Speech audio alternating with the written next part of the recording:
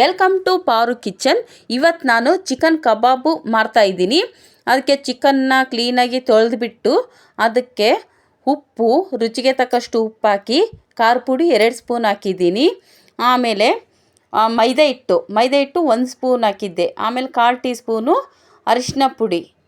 ಆಮೇಲೆ ಇದು ಕಾರ್ನ್ಫ್ಲೋರ್ ಬರುತ್ತಲ್ಲ, ಅದನ್ನು ಕೂಡ 2 ಸ್ಪೂನ್ ಹಾಕಬೇಕು ಅದಕ್ಕೆ.